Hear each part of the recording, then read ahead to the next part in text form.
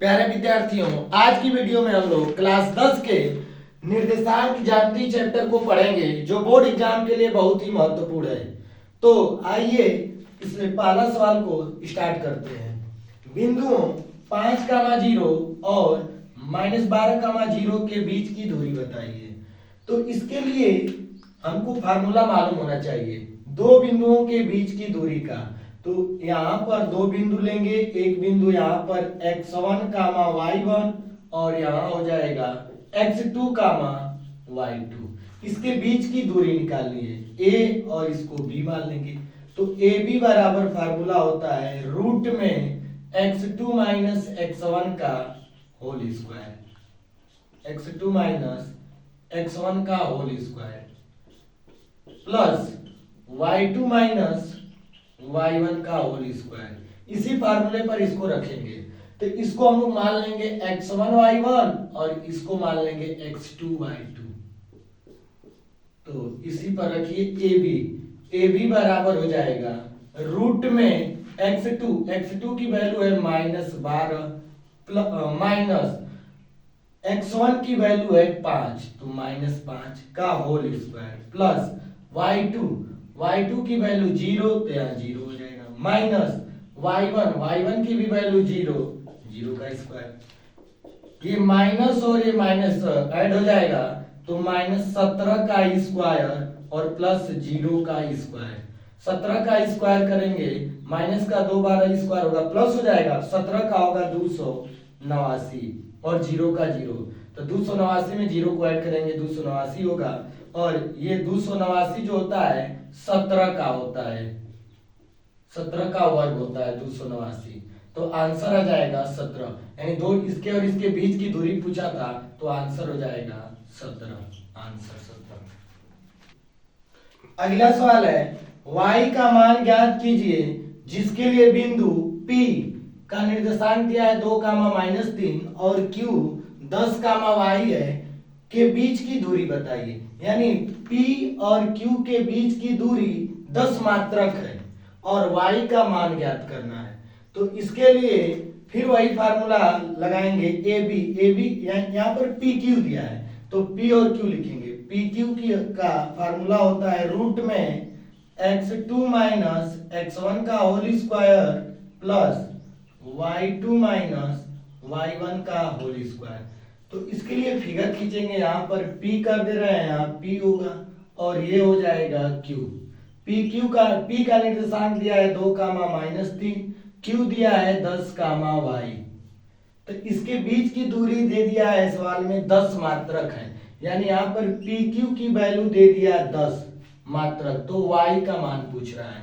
तो यहाँ भी PQ बराबर फार्मूला लगेगा रूट में x2 माइनस x1 का whole square plus y2 minus y1 का होल स्क्वायर। तो इसको हम लोग x1 मानेंगे, इसको y1, ये हो जाएगा x1 y1 और इसको मान ले रहा है x2 y2। इसके और इसके बीच की दूरी दिया है, y का मान पूछ रहा है, निकल जाएगा इसी से। तो यहाँ पर x2 की वैल्यू 10 है तो यहाँ 10 रखेंगे माइनस x1 की वैल्यू 3 माइनस x1 की वैल्यू 2 है, 3 नहीं 2 तो यहाँ 2 रख देंगे, 2 का स्क्वायर प्लस y2 की वैल्यू y है तो यहाँ y हो जाएगा माइनस y1 की वैल्यू -3 तो यहाँ फार्मूले में ये माइनस और ये वाला माइनस माइनस प्लस हो जाएगा 3 का होल स्क्वायर। अब इस PQ की वैल्यू 10 दिया है तो PQ को 10 रखेंगे रूट में 10 में से 2 माइनस करेंगे 8 का स्क्वायर 64 प्लस y प्लस 3 का स्क्वायर हो जाएगा। दोनों पक्षों का वर्ग कर दे रहे हैं, वर्ग करने पर वर्ग करेंगे तो इधर वर्ग स्क्वायर हो जाएगा और इधर कड़ी हट जाएगी तो 10 का स्क्वायर बराबर हो जाएगा, इधर से कड़ी हटेगी तो 64 प्लस y प्लस 3 का होल स्क्वायर। 10 का स्क्वायर होगा 100 माइनस 64 बराबर y प्लस 3 का स्क्वायर। 100 में से 64 को घटाएंगे तो आएगा 36 बराबर y प्लस 3 का होल स्क्वायर। इधर स्क्वायर है, स्क्वायर को हटाएंगे तो इधर रूट लगेगा तो y प्लस 3 बराबर रूट में, और जब रूट लगाते हैं तो आगे प्लस माइनस लगाएंगे, प्लस माइनस रूट में 36, रूट में 36 को बाहर करेंगे 6 होगा, तो y प्लस 3 बराबर प्लस माइनस 6। एक बार हम लोग पॉजिटिव चिन्ह लेंगे, पॉजिटिव लेने पर तो जब पॉजिटिव लेंगे तो ये प्लस 6 लेंगे, तो y प्लस 3 बराबर प्लस 6, ये 3 जाकर उधर माइनस होगा, तो y बराबर 6 माइनस 3, y बराबर आएगा 3। और दूसरी बार निगेटिव लेंगे, निगेटिव लेने पर जब निगेटिव लेंगे तो यहाँ पर ये माइनस 6 लेंगे, तो y प्लस 3 बराबर माइनस 6, y बराबर माइनस 6 माइनस 3, y बराबर माइनस 9। तो y का दो आंसर आएगा, एक होगा प्लस 3 और एक होगा माइनस 9। y की वैल्यू पूछा था तो y का आंसर हो जाएगा माइनस 9 और प्लस 3। अगला सवाल है, उस बिंदु के निर्देशांक ज्ञात कीजिए जो बिंदुओं -1, 7 और 4, -3 को मिलाने वाली रेखाखंड को 1:2 के अनुपात में विभाजित करती है। तो इसमें जब भी ये अनुपात वाला सवाल आए तो इसमें दो नियम होता है, एक अंतः विभाजन और एक होता है बाह्यतः विभाजन। तो हम लोग इसमें अंतः विभाजन वाला पहले पढ़ेंगे, अंतः विभाजन। तो अंतः विभाजन के लिए सूत्र होता है, यहाँ पर a मान लेंगे और ये b होता है। a का निर्देशांक अगर दिया x1, y1 दिया हो और b का निर्देशांक x2, y2 दिया हो, तो इसके बीच में एक बिंदु p लेते हैं और उसी p का निर्देशांक पूछता है p, और ये p जो बिंदु है इस वाले बिंदु को m1 अनुपाते m2 के अनुपात में विभाजित करें, a और ये b है, ये a और ये b है, तो p का निर्देशांक पूछता है। यदि बिंदु a और b p को m1 m2 के अनुपात में विभाजित करें तो p का निर्देशांक क्या होता है? p का निर्देशांक का सूत्र, p का निर्देशांक बराबर, सूत्र यहाँ होगा m1 के साथ x2 लेते हैं, तो m1 x2 plus m2 x1, ये x1 है, m2 x1 बटा m1 धन m2 करते हैं, कामा लगाकर। अब इसी तरह y वाला, तो m1 के साथ y2 लेंगे प्लस m2 के साथ y1, m2 y1 बटा में m1 प्लस m2, ये होता है। और इसी में एक होता है बाह्यतः विभाजन, बाह्यतः विभाजन। तो बाह्यतः विभाजन में ये जो P बिंदु है वो A और B के बाहर हो जाएगा, तो यहाँ पर A ले रहे हैं और यहाँ पर B। अब P जो हो गया इधर बाहर हो गया, A और B के बाहर, तो इसको हम लोग बोलते हैं बाह्यतः विभाजन। A का निर्देशांक x1 y1 हो और B का x2 y2 हो, तो P का निर्देशांक पूछता है। तो A से और P के बीच का विभाजन, अगर यहाँ से यहाँ तक की दूरी ये m1 हो जाए और ये वाली दूरी m2 हो जाए, तो फार्मूला इसका क्या होता है? P का निर्देशांक, P का निर्देशांक, P का निर्देशांक बराबर, फार्मूला सेम यही होता है, बीच में बस माइनस लग जाता है। तो m1 के साथ हम लोग x2 लेंगे, m1 x2 minus m2 x1 बटा में, नीचे भी माइनस हो जाता है, m1 माइनस m2, कामा लगाकर भुजी हो गया कोटि इधर, m1 y2 minus m2 y1 बटा m1 माइनस m2। तो जब इसमें सवाल में दिया नहीं है बाह्यतः है कि अंतः है, तो हम लोग इस सवाल में अंतः विभाजन वाला लगाते हैं, हमेशा अंत जब दिया रहेगा बाह्यतः तभी बाह्यतः वाला लगाएंगे, नहीं तो इसमें हम लोग अंत विभाजन वाला लगाते हैं। तो ये बाह्यतः वाला नहीं इसमें लगकर इसमें ये अंत वाला विभाजन लगेगा, तो इसी पर हम लोग इसको लगाएंगे। ये वाला सूत्र बाह्यतः के लिए और ये वाला अंत के लिए है। तो बाह्यतः वाला को हम लोग मिटा दे रहे हैं, इसमें अंत वाला लगेगा तो अंत वाले पर लगा रहे हैं। देखिए तो इसमें भी सेम ऐसे ही फिगर को बनाएंगे। -1 और 7 दिया है, माइनस यहाँ पर a कर देंगे। a की वैल्यू है -1, 7। b की वैल्यू, b का निर्देशांक 4, -3 है। और ये जो अनुपात दिया है वो 1:2 है, तो यहाँ पर 1 ले रहा है और इसको 2। ये 1 जो होगा m1 का काम करेगा, 2 हो जाएगा m2, और इसको x1 मान लेंगे और ये हो जाएगा y1। इसको मान लेंगे x2 और ये हो जाएगा y2, और इसको मान लेंगे p।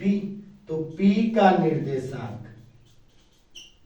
का निर्देशांक बराबर, सूत्र यही है, m1 की वैल्यू है 1 गुणे x2 की वैल्यू है 4, फिर बीच में प्लस, उसके बाद m2 की वैल्यू 2 गुणे x1 की वैल्यू है -1 बट्टा में m1 प्लस m2 1 धन 2, कामा लगाकर ये भुज हो गया, कोटि इधर लिखेंगे। m1 इंटू y2, तो m1 की वैल्यू है 1 गुणे y2 की वैल्यू -3 प्लस m2 की वैल्यू यहाँ पर है 2, तो m2 हो जाएगा 2। m2 के बाद होता है y1, तो y1 की वैल्यू है 7 बट्टा में m1 प्लस m2, तो 1 प्लस 2, ये हो जाएगा। अब इधर इसको हल करेंगे तो p का निर्देशांक बराबर आएगा 4 एकम 4, तो 4 और प्लस हो जाएगा, प्लस नहीं प्लस का माइनस में करेंगे तो यहाँ माइनस हो जाएगा, -2 और बट्टा में 1 धन 2 3 हो जाएगा, कामा -3 प्लस 14 और बट्टा में ये भी हो जाएगा 3।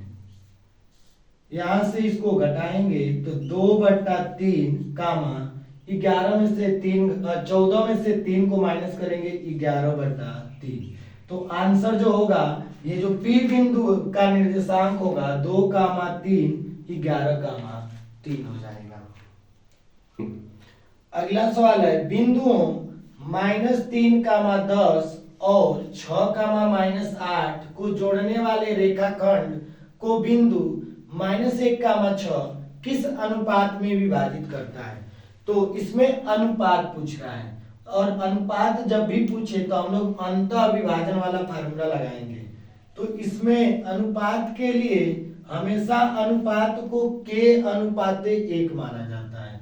तो इसमें हम लोग लिखेंगे यहाँ पर a का निर्देशांक है -3,10, b का निर्देशांक है 6,-8, और इन दोनों बिंदुओं को एक बिंदु P है यहीं पर मान ले रहे हैं P, और P का जो निर्देशांक है -1,6 है, और यही बिंदु इसको और इसको किस अनुपात में विभाजित कर रहा है। तो हम लोग मान लेते हैं k/1 के अनुपात में।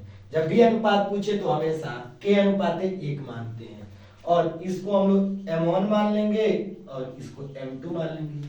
ये जो होगा x1 हो जाएगा y1, और इसको मान लेंगे x2 y2, और अंतः विभाजन वाला इसमें फार्मूला लगाएंगे। तो P का निर्देशांक बराबर, फार्मूला भी लिखे थे, m1 x2 plus m2 x1 बटा m1 प्लस m2, कामा ये भुज हो गया, कोटि यहाँ पर m1 y2 plus m2 y1 बटा में m1 प्लस m2 होगा। ये अब इसी फार्मूले पर ये सब वैल्यू को क्या करेंगे, रखेंगे। तो सब वैल्यू को रखेंगे इसी फार्मूले में, तो m1 के जगह हो जाएगा, m1 के जगह k रखेंगे, k गुणे x2 के जगह 6 प्लस m2 की वैल्यू है 1 गुणे x1 की वैल्यू -3 और बट्टा में हो जाएगा m1 प्लस m2, तो m1 की वैल्यू k और प्लस m2 की वैल्यू 1 कामा, फिर ये कोटि निकालेंगे तो m1 की वैल्यू k गुणे y2 की वैल्यू है -8 प्लस m2 की वैल्यू 1 गुणे और y1 की वैल्यू यहाँ पर हो जाएगा 10 और बट्टा में k प्लस 1, यहाँ भी m1 प्लस m2, तो m1 की जगह k, m2 की जगह 1, तो k प्लस 1 हो जाएगा। इसको आगे हल करेंगे तो 6k होगा -3 हो जाएगा बट्टा में k प्लस 1 कामा, यहाँ होगा -8k 10 एक कम प्लस 10 और बट्टा में हो जाएगा k प्लस 1। ये चीज अब देखिए यहां से हम लोग अपने हिसाब से p का निर्देशांक, p का जो है निर्देशांक ये निकाल लिए और किताब के हिसाब से दिया है, किताब के हिसाब से p का निर्देशांक दिया है -1,6, तो ये वाला जो निर्देशांक होगा इसके बराबर होगा। तो यहां से हम लोग लिखेंगे प्रश्नानुसार, प्रश्न के अनुसार जो भुज होगा वो भुज के बराबर होगा और कोटि जो होगा कोटि के बराबर, तो हम लोग भुज के बराबर करेंगे। तो यहाँ से 6k -3 और बटा में k प्लस 1 बराबर -1 दिया है। यहाँ से k की वैल्यू मिल जाएगी और जो k का मान होगा वही अनुपात हो जाएगा। तो 6k -3 और इसका इसमें मल्टीप्लाई करेंगे तो -k, फिर इसका इसमें करेंगे तो -1 हो जाएगा। ये माइनस के इधर आकर 6k में जुड़ जाएगा तो 7k बराबर -1 में ये जाकर प्लस -1 प्लस 3 हो जाएगा। तो 7k बराबर 2, k बराबर 2/7। तो इसमें पूछा क्या था, अनुपात पूछा था, तो हम लोग माने क्या है k अनुपात 1, अनुपात को माने हैं k अनुपात 1, तो k की जगह k अनुपात 1 लिखेंगे तो k की जगह 2/7 और अनुपात 1। तो यहाँ से अब दोनों पक्षों में हम लोग 7 से k अनुपात 1, यहाँ पर 7 से ऊपर मल्टीप्लाई करेंगे तो 2 गुणे 7/7 और अनुपात 7, तो ये 7 से 7 कट जाएगा, अनुपात हो जाएगा 2/7, या यहाँ से भी बोल सकते हैं k का जो अनुपात होगा 2/7। तो आंसर यहाँ भी बोल सकते हैं 2/7 या इसे मल्टीप्लाई करके।